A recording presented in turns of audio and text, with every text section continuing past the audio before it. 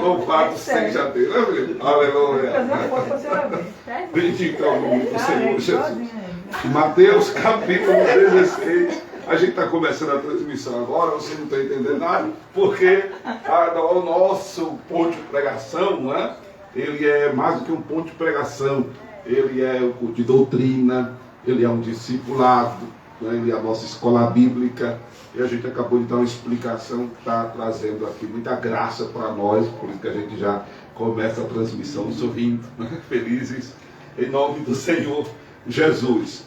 Mateus, capítulo de número 16, irmãos. Abramos nossas Bíblias mais uma vez. Hebreus, capítulo 16, versículo de número... Mateus, capítulo 16, versículo de número... Glória a Deus. 17. Amém? Mateus 16, 17. E Jesus, respondendo, disse-lhe: Bem-aventurado és tu, Simão Barjonas, porque não foi carne e sangue que tu revelou, mas meu Pai que está nos céus. Amém? Pois também eu te digo que tu és Pedro, e sobre esta pedra edificarei a minha igreja, e as portas do inferno não prevalecerão contra ela. Glória a Deus. Amém, amados? Amém. Bem, seguindo exatamente o princípio, né, de que esse nosso ponto de pregação é, além de tudo, também uma escola bíblica, um culto de doutrina, um discipulado, é importante dizer aqui que há, por séculos, um equívoco hermenêutico, um equívoco de interpretação desse trecho sagrado. Por um lado, não estou difamando aqui sistema de crença nenhum, né? Mas explicando. Por um lado, os católicos dizendo que Pedro tem as chaves do céu, que Pedro fora o primeiro Papa, e não tem fundamento bíblico e histórico, muito menos. Até porque quem tinha o primado da igreja em Jerusalém não foi Pedro, foi Tiago. Tiago, que era o pastor da igreja em Jerusalém, né? Por outro lado, os protestantes, né, conhecidos comumente hoje como evangélicos, dizem que Jesus estava falando com Pedro, porém apontando para si, quando disse: tu és pedra, tu és Pedro, e sobre esta pedra, agora Jesus estaria apontando para ele: edificarei a minha igreja. E Jesus não é pedra, Jesus é a rocha. Amém, amados? Amém? Diga: Jesus é a rocha. Jesus é a rocha. Aleluia, né? Como também a rocha é a palavra, segundo o salmista, lá no salmo que ele diz que o Senhor tirou os seus pés de um charco de novo e firmou-lhe sobre a rocha. A rocha é também referência à palavra de Deus. Bem, Jesus não estava falando nem dele, né? E nem estava falando de estar edificando a igreja sobre a pessoa de Pedro. Mas Jesus estava apontando que a igreja, ela é exatamente um composto de pessoas semelhantes a Pedro.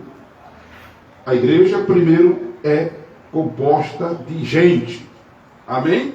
Amém. De carne e osso. Ou seja, a igreja são as pessoas. Somos nós. A igreja não é ou não são as paredes, os prédios, os templos, os galpões. Amém, amados? Amém. A igreja não é uma estrutura física inanimada. A igreja é um organismo vivo. Por isso que em 1 Coríntios capítulo 12 diz que a igreja é o corpo de Cristo. E ele é a cabeça da igreja. Porque a igreja é um organismo vivo. Porque somos nós, seres humanos, semelhante a Pedro, gente de carne e osso, com defeitos e com virtudes. Pessoas que erram e que acertam e erram. Amém? A igreja é composta de pessoas falíveis. A igreja é composta de seres que foram criados inferiores aos anjos. Nós somos, está escrito em Filipenses, capítulo 2, que nós somos inferiores aos anjos. Os anjos são velozes. Os anjos são eternos. Não é? Mas não por isso, por eternidade, porque também nós somos eternos. Mas os anjos são mais inteligentes, são mais fortes, são mais hábeis, são mais ágeis, não é? Supostamente incorruptíveis. Por que supostamente incorruptíveis? Porque anjo não adoece, não envelhece e não morre. E nós, nessa estrutura física, envelhecemos, adoecemos e morremos. Não necessariamente nessa ordem. Às vezes a gente morre sem adoecer, não é? Supostamente morre sem adoecer. Pode morrer de um tiro, de uma facada, enfim, de um acidente e tudo mais. Não é? Porque nós somos corruptíveis. A gente já explicou isso aqui. E a igreja é constituída desse material. A igreja é constituída desse material. A igreja somos nós. Amém? Tem um detalhe. Né? Aliás, tem muitos detalhes que a gente vai ver aqui agora. Mas para ser igreja, tem um detalhe. Para ser igreja, porque não é todo mundo que é igreja. Para ser igreja, tem que confessar Jesus como Senhor e Salvador de sua vida. Amém? Amém. Para ser igreja, tem que se converter ao Evangelho de Jesus. Tem que procurar viver a vida, adequar a vida. E quando eu me refiro à vida, eu me refiro às ideias, os pensamentos, a linguagem, o comportamento, as ações e reações, procurar adequar aos ensinamentos de Jesus. Isto é ser igreja, procurar viver o Evangelho. Não estou falando aqui de ser perfeito, não falei em momento nenhum aqui de ser perfeito, até porque disse que a igreja é composta de gente que é falha, de gente que erra, amém? Mas são pessoas que procuram fazer das tripas coração para agradar a Deus. Amém, amados? São pessoas que se esforçam para agradar a Deus. São pessoas que se empenham para agradar a Deus. São pessoas que se esmeram, que procuram ser resignadas nesse foco de viver o Evangelho de Jesus. Por isso que Paulo vai dizer lá aos Efésios, do capítulo 5, versículo 24, que a igreja está sujeita a Cristo. Então, para ser igreja, tem que procurar esta sujeição a Cristo, Filipe. Porque se não procurar ser sujeito a Cristo, o que é ser sujeito? É ser obediente, é ser submisso a Jesus. Se não procurar viver nessa dimensão, não é igreja. Amém, amados? Então, ser igreja é mais do que ser crente, porque crente até o diabo é. Ser igreja é mais do que ser religioso, porque religião é buscar Deus, é tentar se religar com Deus, né? Religião é um sistema de crenças diversas. Então, ser igreja é mais do que ter uma religião. Ser igreja é mais do que congregar em uma denominação. Até porque denominação também não salva. Amém, amados? Então, ser igreja é estar sujeito a Cristo. Quem quiser conferir aí em sua Bíblia, Efésios, capítulo de número 5, versículo, inclusive Jesus pega até a relação conjugal, que foi assunto antes da ministração, dizendo que de sorte que assim como a igreja está sujeita a Cristo, assim também as mulheres sejam em tudo sujeitas a seu marido. Mas pegando a primeira parte aqui, a igreja está sujeita a Cristo. se não estiver sujeito a Cristo, não é igreja. Louvado seja Deus. E nessa condição de igreja, aí a gente tem, entre tantas as benéficas, uma que a gente leu aqui no texto de Mateus capítulo 16, que mesmo sendo nós falhos, que mesmo sendo nós fracos, que mesmo sendo nós inferiores aos anjos, as portas do inferno não prevalecerão contra nós. Glória a Deus. Pode dar glória a Deus. Porque isso significa dizer que olho grande não pega em quem é igreja. Macumba não pega em quem é igreja. Catimbó não pega em quem é igreja. Feitiçaria não pega em quem é igreja. Amém, amados? Nenhuma condenação há, glória a Deus, para quem está em Cristo Jesus. Romanos capítulo 8, versículo 1. Nenhuma condenação há para quem está em Cristo Jesus. Veja o privilégio de ser igreja. Veja o benefício de ser igreja. Aleluia, aleluia, aleluia. Louvado seja Deus. Mas o que eu quero trazer para os irmãos nesta oportunidade é que, infelizmente, apesar de igreja falar de coletividade, deixa eu dizer isso aqui também, que igreja fala de coletividade, por isso que está escrito que onde estiver 2 ou 3 em o nome de Jesus, ele está presente, porque a igreja existe a partir de 2. Paulo, escrevendo aos Coríntios, capítulo de número 12, ele diz que individualmente nós somos membros do corpo de Cristo. Mesmo sendo fêmea, é membro, não é membra. Não existe essa palavra membra, é membra. Somos membros. Amém? É homem, é membro, é mulher, é membro do corpo de Cristo. Como indivíduo, nós somos membros do corpo de Cristo. Como membros, nós, cada um, temos uma missão. Amém, amados? Cada um tem uma missão. Você tem uma missão, você tem uma missão. Você tem uma missão, você tem uma missão, você tem uma missão. Você tem uma missão. Você é membro do corpo de Cristo. Membro é isso. Mão, braço, perna, cabeça. Amém? Então, como membro, nós temos uma missão. Há uma ocupação para nós. Procure descobrir isso. Que tipo de membro é você. Procure se ocupar na obra. Procure se ocupar, fazer alguma coisa no reino de Deus. Não seja um crente ocioso, preguiçoso. Não seja um inútil. Procure ser um inútil útil. Amém? Por que inútil útil, pastor? Jesus disse que depois de havendo feito tudo, considerai-vos servos inúteis. Amém? Porque não fazemos nada mais do que Ele nos manda fazer. Mas também não significa que, por ser inútil eu não vou fazer nada, não. Procure ser um inútil útil. Procure fazer alguma coisa. Procure ocupar-se na obra. Procure se envolver na obra. Põe a mão no arado. Procure granjear talentos. Louvado seja Deus. Isso vai ser de bênção para a sua vida.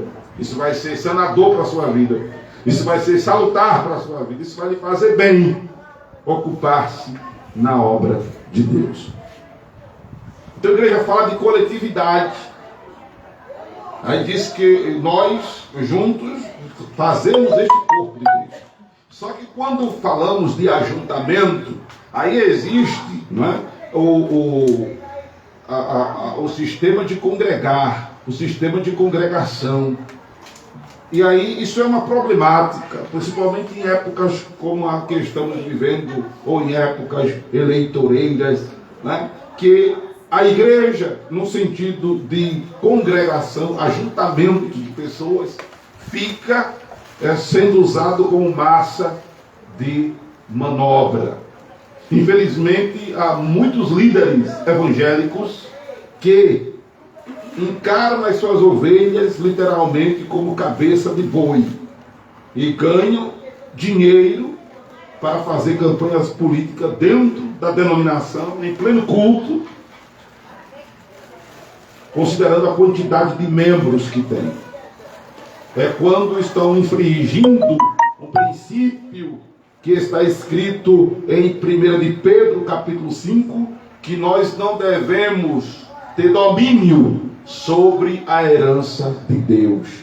Vocês até congregam com a gente, mas são herança de Deus.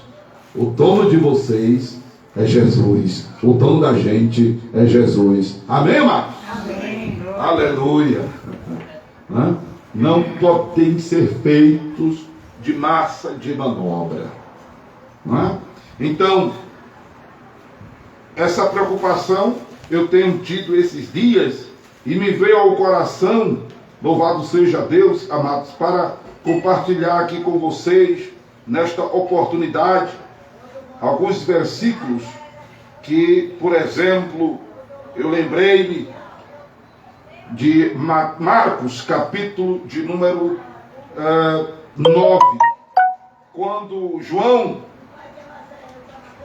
chegou para Jesus, versículo de número 38, dizendo: Mestre, vimos um que em teu nome expulsava demônios, o qual não nos segue, e nós o proibimos, porque não nos segue. João capítulo 9, verso 38. É Marcos capítulo 9, verso 38. Versículo 39. Jesus, porém, disse: não lhe proibais, porque ninguém há que faça milagre em meu nome e eu possa logo falar de mim. Porque quem não é contra nós é por nós. Então significa dizer aqui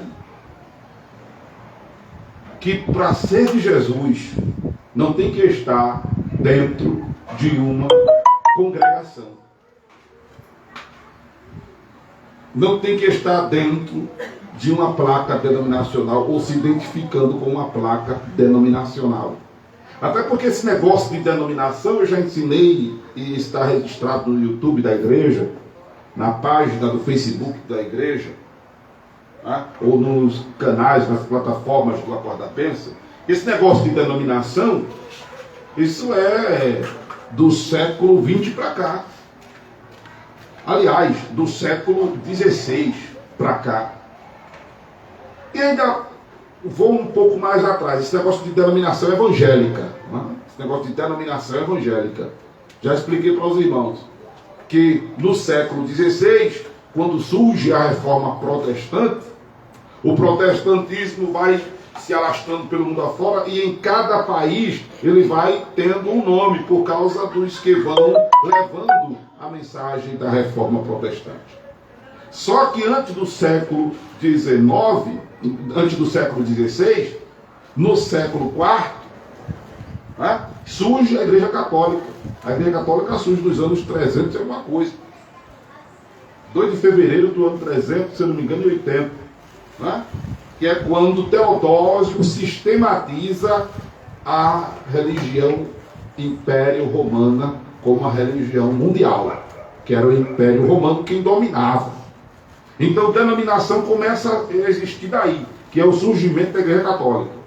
Pouca gente sabe disso, porque não lê a história real da igreja, do cristianismo. Quando se fala de cristianismo, inclusive nos livros, se refere à Igreja Católica.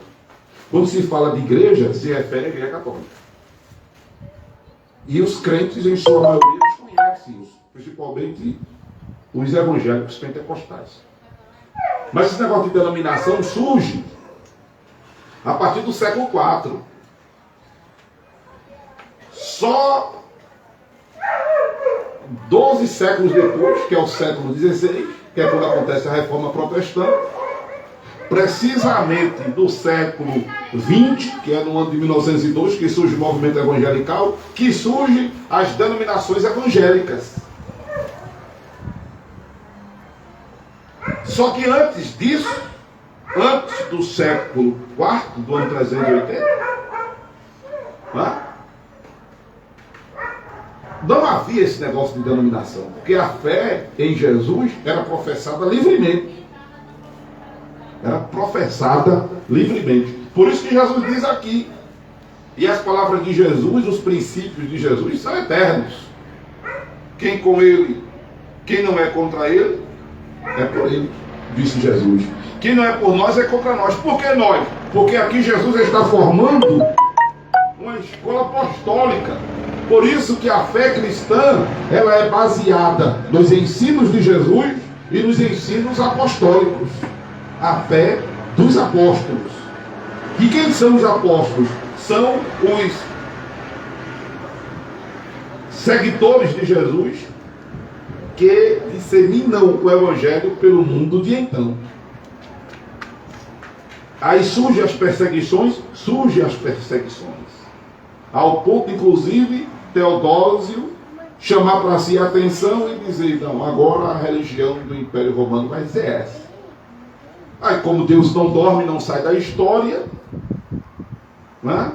No século XVI ele levanta, antes de Lutero, ele levanta outros, como Jerônimo Savonarola, que é precursor da reforma protestante. Só que ele não teve a coragem, a ousadia de Lutero de pregar as teses do castelo de Wittenberg. E aí a mentalidade das pessoas vão se abrindo, porque a Bíblia começa a ter vez e voz no circuito religioso. A Bíblia começa a ter vez e voz no circuito religioso. E aí esta reforma, ela vai pegando forma, vai se incorporando aonde vai chegando pelos países do mundo então, e aí vai tendo seus nomes diversos, como luteranismo, zwinglismo, né? E tantos outros nomes que a gente já citou aqui em outra oportunidade, como o calvinismo, o metodismo, a igreja wesleyana, o episcopal, enfim, igrejas que ainda existem hoje por aí, denominações chamadas históricas ou da reforma que existe por aí, né? Como os anabatistas, que os batistas dizem ter vindo deles. E aí só no século XX, no ano de 1902, que começa a surgir as chamadas hoje igrejas evangélicas. Inclusive tem um movimento dentro do evangelho hoje que é recente, como o movimento neopentecostal, que é mais novo do que a própria igreja evangélica tradicional, né? Que não era tão avultado assim o movimento neopentecostal. Eu me lembro só de algumas igrejas mais antigas, como Quadrangular, Deus é Amor, que eram igrejas que tinham um formato pentecostal diferenciado, que já trabalhavam com esse negócio de água ungida, de flor ungida, de lenço ungido, já trabalhavam com isso. E depois eclode com o surgimento da Igreja Universal do Reino de Deus, a Internacional da Graça e tantas outras denominações assim evangélicas. Mas o que eu quero chamar a atenção é que Jesus está dizendo aqui que para ser dele não tem que estar dentro dessas denominações. Agora, dificilmente você vai encontrar palavra de Deus fora desse circuito denominacional. Entende? Se você não encontrar Jesus dentro de uma chamada igreja evangélica, você não vai encontrar Jesus mais em canto nenhum. Pelo menos falar dele. Pelo menos se falar dele. Pelo menos de se usar a Bíblia ainda como regra de fé. Você não vai encontrar fácil. Não é? Não vai encontrar. Agora Jesus está dizendo aqui, irmãos, com muita clareza. Quem não é contra nós, é por nós. Amém? Em outro momento Jesus diz: quem comigo não se ajunta, se espalha. Não é?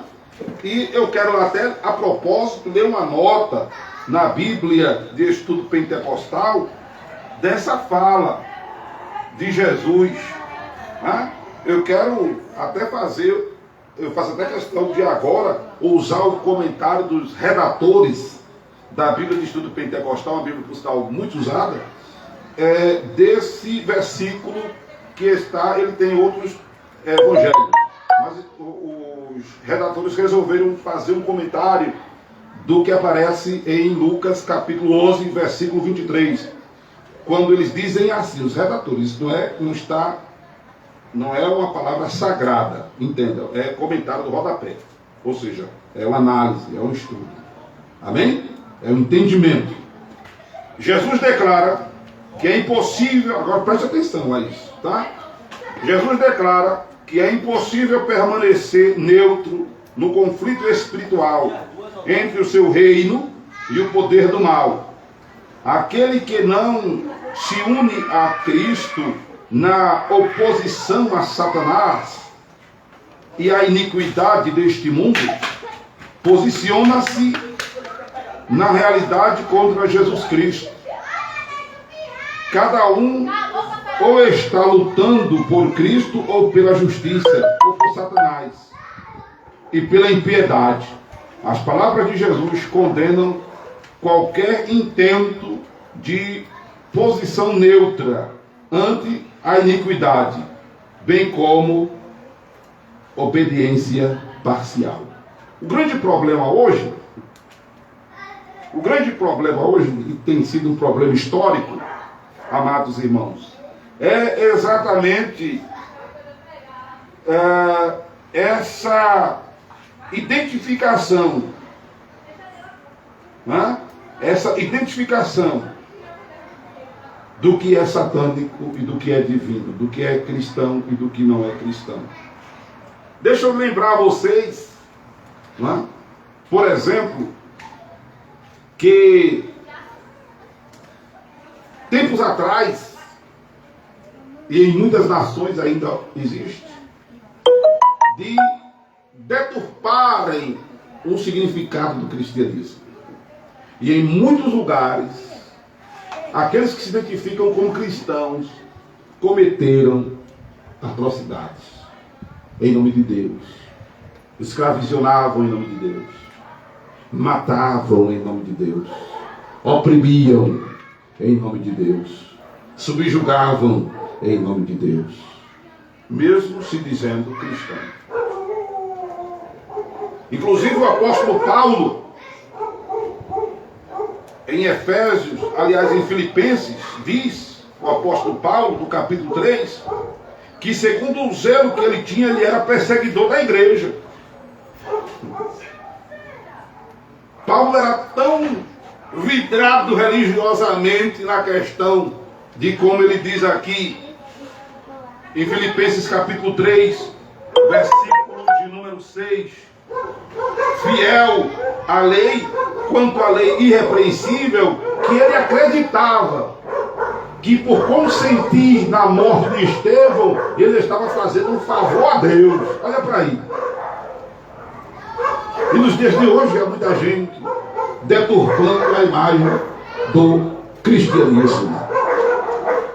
Eu estava dizendo um dia desses, uma pregação que temos aqui no canal do YouTube do Acorda Bênção da Igreja, que quem criou, né, o viver em comum não foi Karl Marx, pai do chamado comunismo. Quem estabeleceu o viver em comum foi Deus. Isso está lá no Velho Testamento, Deus dizendo ao povo de Israel que eles partilhassem do que tinha com seus irmãos. E em Atos dos Apóstolos, capítulo 2 e capítulo 4, a Bíblia diz que a igreja em Jerusalém tinha tudo em comum e ninguém dizia que nada do que tinha era seu. Antes, partilhavam uns com os outros. Aí algum entendedor, suposto entendedor da Bíblia vai dizer, pastor, mas isso aí era porque os discípulos achavam que Jesus estava voltando. Faz sentido? Faz. Porque se eles não vendessem o que tinha e partilhassem com os pobres, o Império Romano confiscava. Tem fundamento? Tem. Eles se desfazerem dos bens para que não fossem confiscados pelo Império Romano. Tem a ver.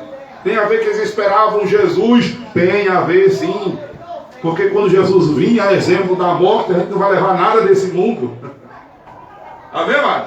Amém. Quando Jesus vinha, a exemplo da morte, a gente não vai levar nada desse mundo. Então, eles estavam tão crentes que Jesus estava voltando logo, que aí vamos vender a casa que tem, vamos vender o carro que tem, vamos vender a máquina de lavar, o computador. Jesus está voltando, vamos vender o celular. Jesus está voltando, para que ficar com isso? Aleluia, faz sentido? Faz. Mas a razão de Deus no coração maior da situação, até porque Jesus não ia vir naquela hora, era porque Deus estabeleceu lá em Deuteronômio, em Número, lá no Velho Testamento, que o povo de Israel deveria viver em comum. Então quem criou viver em comum não foi Karl Marx. Foi Deus que estabeleceu o princípio do viver em comum. Não é? Se fala hoje muito contra o socialismo, por exemplo. Mas eu estou até querendo, a propósito, ler aqui, se eu conseguir, uma nota sobre o que de fato é o socialismo cristão. Porque se não for socialista, não é cristão. Inclusive, um dos maiores pregadores do século XX, chamado Karl Barth, um dos principais teólogos da nossa fé, do protestantismo, ele diz que um verdadeiro cristão deve ser um socialista, se ele realmente quiser viver o cristianismo a sério. Porque o que é o socialismo? Que é mais do que uma tendência dentro do cristianismo, que interpreta as escrituras, tanto no Antigo como no Novo Testamento. Segundo os estudiosos, é o modelo de sociedade que mais se aproxima do modelo de sociedade que preza pelo amor, pela caridade e demais ensinamentos de Jesus. O grande problema do chamado comum ou comunismo do socialismo é que os homens deturpam o princípio, como deturpam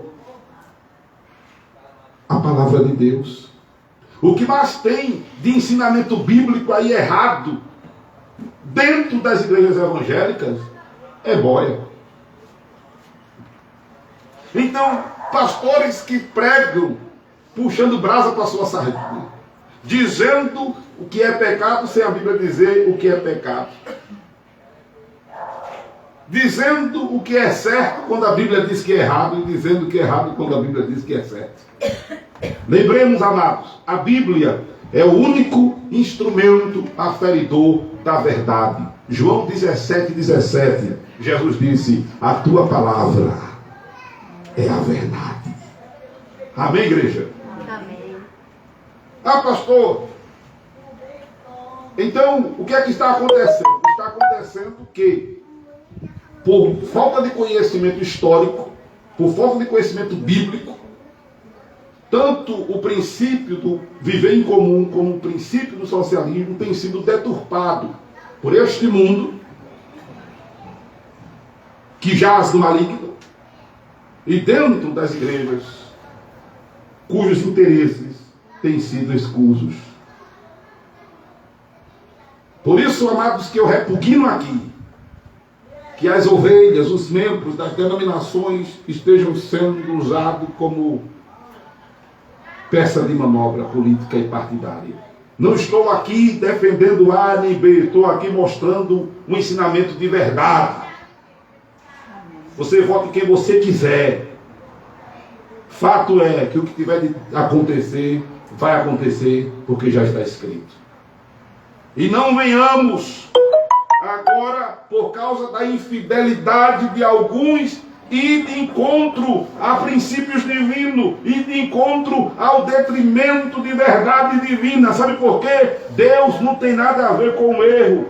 Deus não tem nada a ver com a sem-vergonheza de seu ninguém. Está escrito, aleluia, em Romanos, capítulo de número 3. Romanos, capítulo de número 3, versículo de número 3. Romanos 3:3. Tem que botar o óculos porque a Bíblia está ali. Pois que, se alguns foram incrédulos, A sua incredulidade aniquilará a fidelidade de Deus? De maneira nenhuma. Sempre seja Deus verdadeiro e todo homem mentiroso, como está escrito, para que sejas justificado em tuas palavras e venças quando fores julgado. Então, viver em comum foi Jesus quem estabeleceu. O viver em sociedade, viver esse socialismo, foi Jesus quem determinou. Agora, Deus não tem culpa se os homens deturpam o princípio. E a igreja não pode ser enganada. Quem mais, inclusive, somou para a construção do nosso país fora a igreja evangélica, principalmente os presbiterianos. E sabe qual era a mensagem? O viver em comum, o socialismo.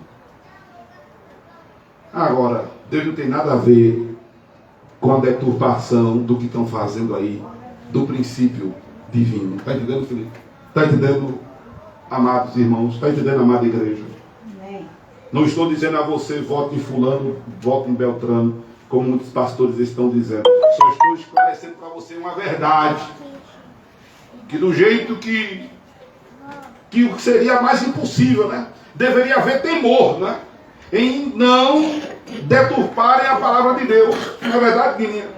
Deveria haver temor, porque está escrito que quem acrescentar alguma palavra ao que está escrito aqui, lhe serão acrescentados os flagelos que estão escritos na Bíblia. E quem tirar do que está escrito aqui, lhe será tirado parte do livro da vida. Era para ter temor em não adulterar a palavra, nem para mais nem para menos.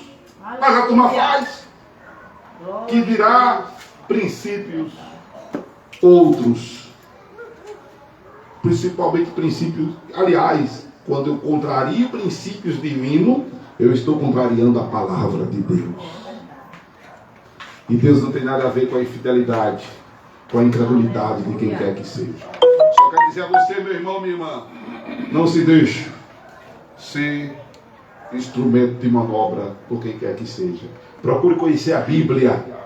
Procure conhecer a história.